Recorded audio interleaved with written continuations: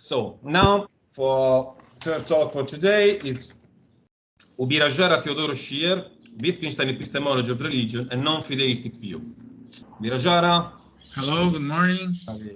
Good to see you. So Ubirajara, you have 20 minutes. So please. Okay. Wittgenstein Epistemology of Religion, Non-Fideistic View. Please welcome Ubirajara. Just a second.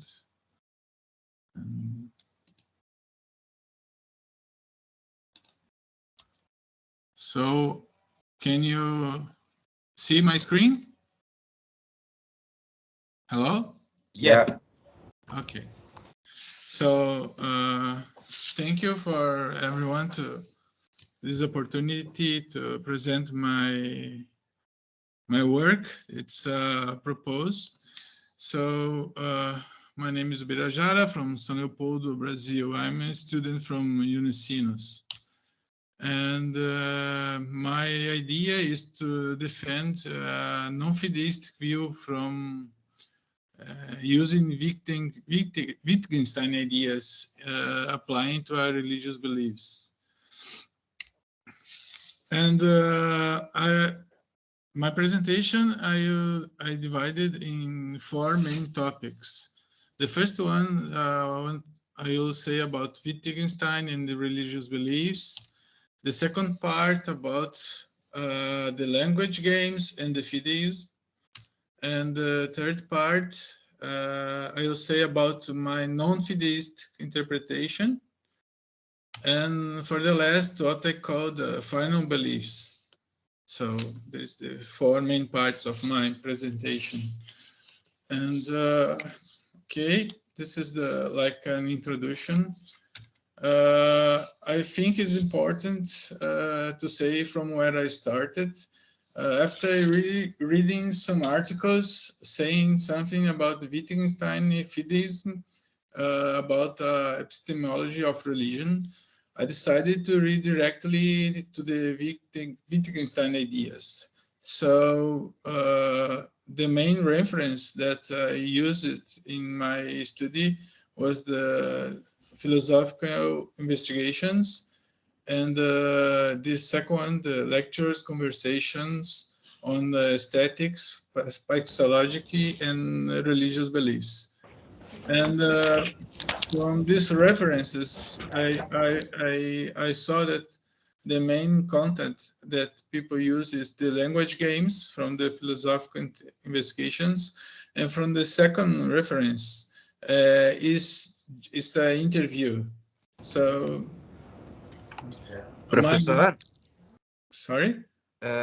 Uma pergunta, o senhor está passando os slides porque para nós só está aparecendo uma tela travada. Tu tá com mais de um monitor aí? Yes. Talvez seja por isso, então. Oh, yes, now it's working. Okay, so you didn't see anything? Just yeah, now, yes, all slides. Okay, so I'll jump the introduction. So this is the the 4 main topics of my presentation. An introduction of Wittgenstein, the religious beliefs, the language games, the fideism, my non-fideistic interpretation, and what I call the final beliefs. And this is an introduction. I think that it's important to tell where I started. So I read some articles saying about the fideism, Wittgenstein fideism, using his ideas to applying to epistemology of religion. So I decided to read some books of Wittgenstein to see if it's true or not. And this is the main reference that I use in my study. And from these references, I saw that is common to use the language games concept. And from the second reference, is just an interview about with Wittgenstein. So What I discovered is that what we have is the interpretation of those who used Wittgenstein ideas to compose epistemology of religion. I mean, Wittgenstein didn't write something specific about epistemology of religion. So what we have is interpretations of using his ideas. And in my study, I use it basically the Wittgenstein II. So who knows a little bit about Wittgenstein? There is 2 moments of his ideas. So philosophical investigation is about the second Wittgenstein. And this is the second part, like the language games and the fideism. So essentially, the language games, we can understand like we put the subject into boxes, religion in one box, science in another, and Wittgenstein used another examples like music, sports, and arts. So if we try to open those boxes, we will find many types of religion. At the same time, we can find a lot of types of science, what can I say, types of study in science.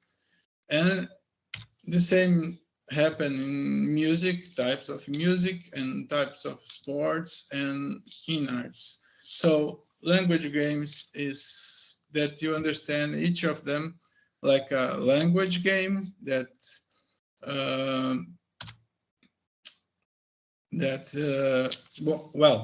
Wittgenstein used also the chess metaphor to explain these language games.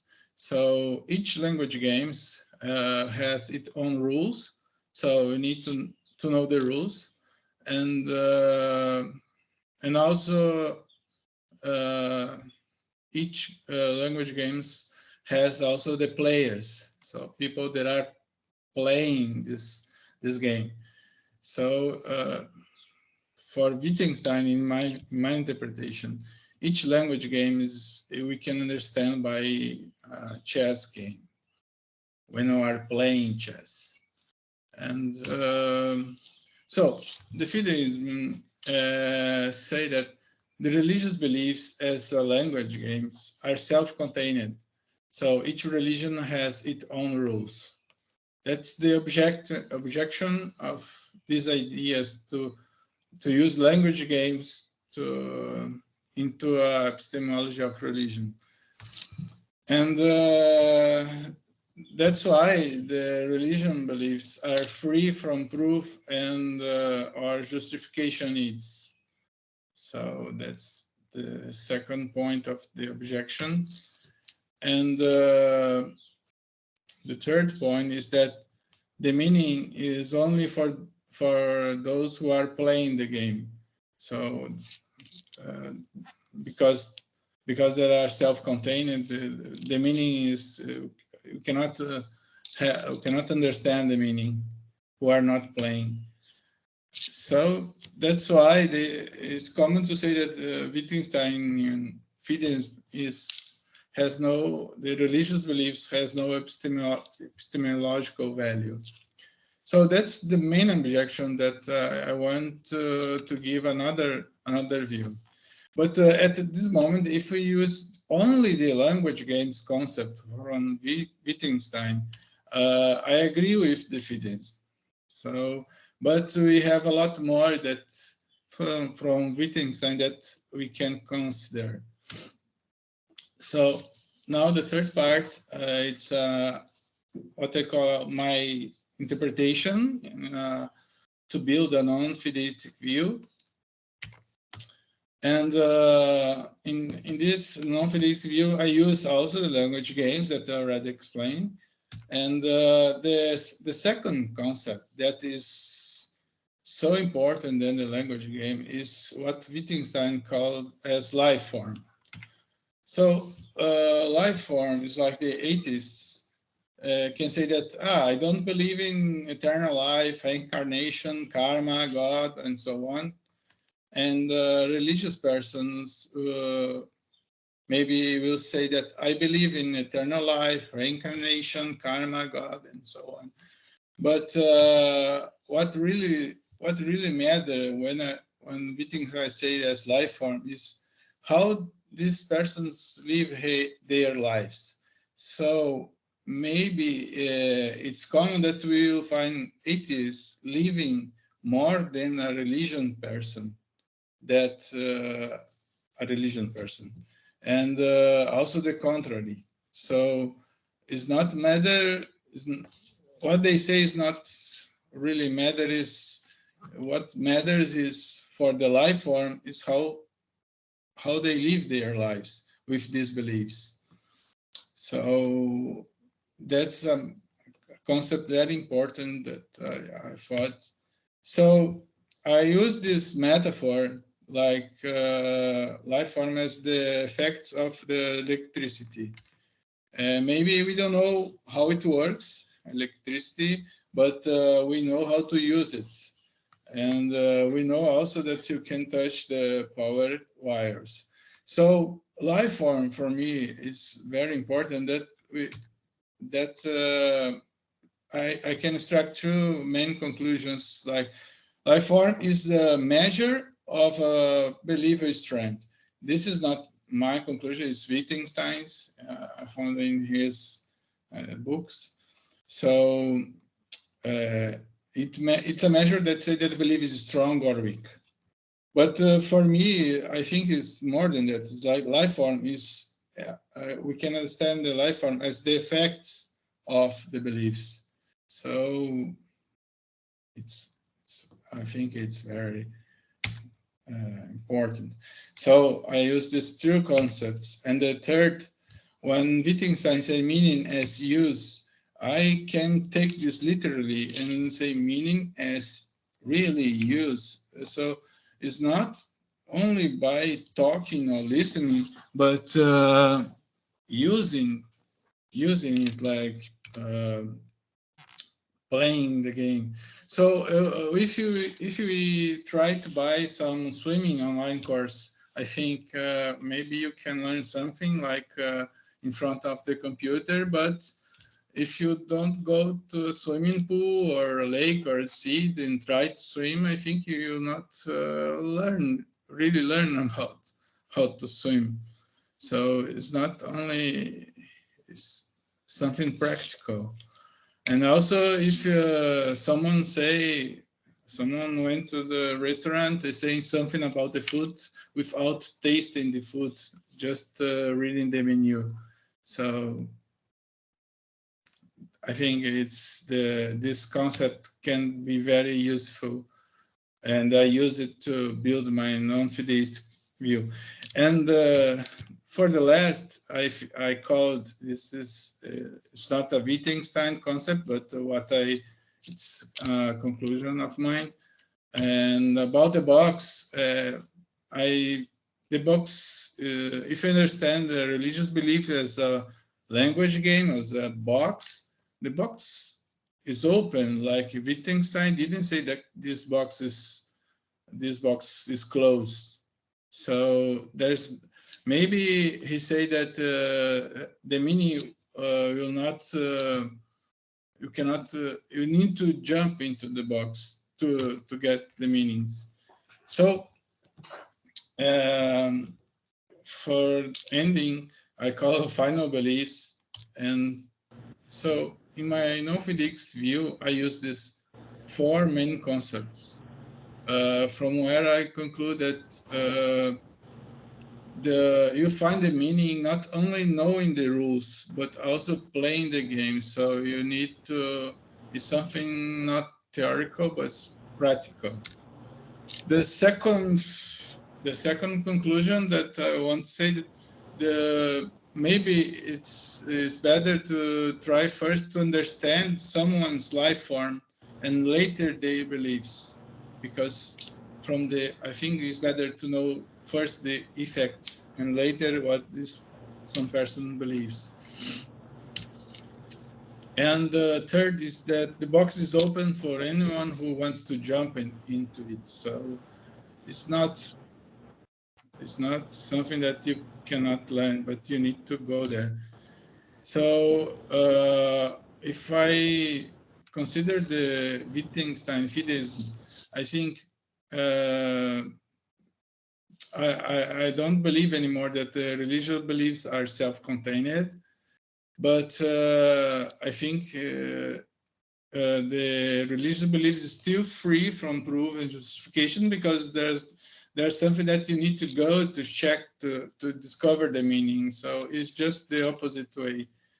And the meaning, the third, that has meaning only for those who are playing, I think this is not true, because you can play also, anyone can play, like a specific religion as the same kind of sport, or play a type of music. So I think that is the epistemological value in the religious beliefs, as the same as any language games, where you need to play, to do something practical to extract some meaning. So my suggestion is why we do not act as meaning seeker. This is a creation of mine, and it's what they call the open-minded behavior for who has the predisposition to play the games to find meaning. So I think the focus is to get the meanings, not if the belief is true or false, but to do something practical and try to extract some meanings from not one religion specifically, but for many of them, and yeah. So thanks. This is just try it. It's my final message. Thank you, everyone.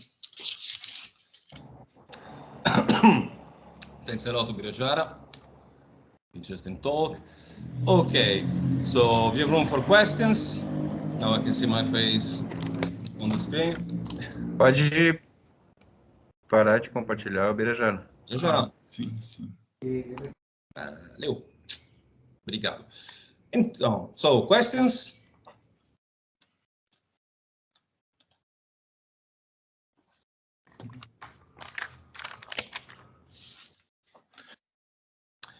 Okay, I have a question, and so maybe we can start from here. Now, I was wondering if you can tell us more about the evaluation of what makes this account non-fideistic, and then we have Professor Agnaldo. Like there is an evaluation, there is an epistemic evaluation, differently from classic fideistic account in which religious beliefs cannot be epistemically evaluated. I was wondering whether you could tell us more about the evaluation. It's like a practical evaluation of these religious beliefs, like you can see the implication in the life of a religious believer, or what's the thought here? I think the evaluation is something practical. So the meaning, to extract some meaning from religious beliefs, I'm not specifically mention any specific religion, but you need to try to live this religion if you want to extract some meaning. So it's not something theoretical. It's practical also.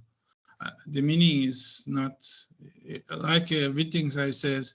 Is meaning as use. You know, you need to be open-minded to learn, not learn the rules of a religion, but practice. And I'm not saying that if you do that, you will find some meaning. Many times I think not, but sometimes maybe you can find some meaning. And I think that is important. Thank you. At least be open to the opportunity. It reminds me something, a part of Pascal Weger, the Apostle of Pascal, when there is a passage which says, try, at least try, like try living. But we have occasion to talk about this. So thank you, Ubirajara. Professor Agnaldo. So, thank you, Ubirajara, for your talk. I have two questions. First one, you didn't mention the idea of a grammar. So you can extract from a form of life or a language game, a grammar, from which you can evaluate how people use the game or how people practice the language game. So in each language game, you have the possibility of extracting a grammar to evaluate it. So why didn't you mention that? Because that's a possibility that Wittgenstein himself gives for a kind of philosophy of epistemology of religious belief or religious practice, anyway. That was the first question. And second, what about the language game of epistemology of religion? Because we are not playing here the game of religion itself. We are playing the game of philosophy of religion. Is it a legitimate game, or would be something like a degenerated kind of language game or life form? So that's, I would like to hear what you have to say about these two questions. Thank you. Okay. So the first questions, if I understand right, how can I say, to extract some meaning, it's not something that you need to learn theoretically, but you need to practice. You need to like, maybe you need to pray the religion or something like that. I can say that I am very happy to find these ideas in Wittgenstein, because that's what I am doing for the last 20 years. I try many many kind of stuffs and mystical stuffs, and so many times I didn't find any meaning for me. So I just jumped to another subject and try to extract some meanings. I think that's not what I'm telling you. I just use the Wittgenstein to say, but that's my way of to learn the meanings of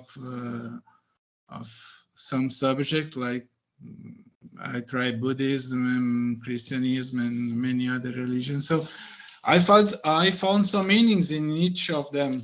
So, but and by doing, not just reading. So I don't know if I answered the first question. Yes, maybe. Okay. Can you repeat the second question, please? What about the language game of doing philosophy of religion instead of practicing religion itself? Is it a kind of degenerated language game? Can we say that, or something like that, in a Wittgensteinian, from a Wittgensteinian point of view? Yeah, I think for Wittgenstein, the philosophy of religion is also a language game. So, but I think it's quite different, because we are not attached to a certain belief. I think the best thing for a philosopher that to be open to any beliefs, and that you can jump from and try to learn many points of view. I listened to your presentation that you say investigation, and it's something like that.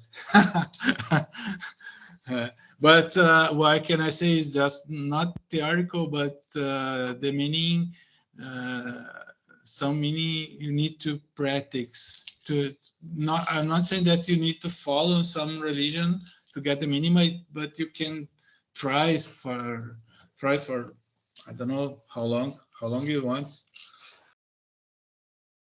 Thank you. Your microphone, Nicola.